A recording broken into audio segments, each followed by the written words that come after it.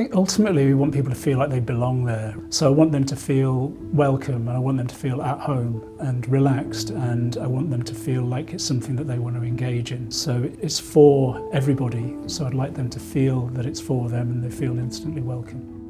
I'm Ollie Bailey, I'm an interaction designer at IMEX, and that means when we come to redesign spaces, I think about the people that are going to be using those spaces and how they move around them and all the touch points within it. It's the CAD drawing that we get from the venue. It's the kind of outline bit. This bit here you see, this is the stuff that we create in Hall 9. And this is perfectly to scale, so it's a really important step. We've also learned a lot more, I think, about behavioural psychology, about what makes a good space for education, you know, and learning environments in general. So we could apply those kind of principles to this. Again, we looked at the learning environments and what makes a kind of environment that's conducive. We really got into the idea that the names actually are really, really important. If you put a label on something, it has an influence over the outcome. So we started looking around Frankfurt, our host city. We know Frankfurt really well, we love Frankfurt.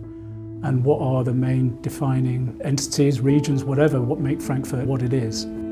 So we started thinking about the obvious thing, the river, you know, going right through it, Taunus Mountains, and then also the city forest. For the river, we took the characteristic of flow, and for the forest, it was evolve, and then for the mountains, it was rise. So they're all very, very positive, affirming names.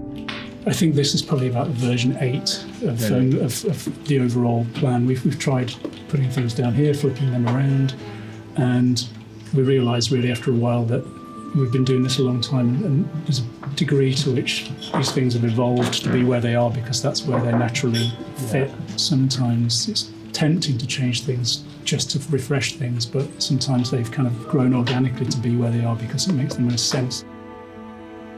We were designing more than just the education theatres, of course. It was the main catering area as well, and the hosted by a lounge, and then all the other bits in between. So we got lots of different people into a room to do an empathy mapping exercise. And empathy mapping is basically where you have a big canvas, there's different ways of drawing them. And then I took that away and then started grouping them. And these all seemed to be something about food or something about being tired or whatever it was. From a design point of view, that was really, really valuable indeed. And then we got to a stage there where we were able to lay things out, and certain features like elevated seating would have come from something like that. Just an idea of being able to survey the land around you and feel safe being able to do that. And then of course after that we hand the reins over to the design team that can do the polishing and really make it sing. That's a bit that I'm looking forward to now, is seeing what people have done with those great ideas. But I think my bit is kind of over until it's down to building it, and then I come back into the picture again. It's a journey, it's not a kind of linear path to something. Plenty of decisions along the way. Whether they were all right, I'm sure not, but every day's a school day, isn't it? So.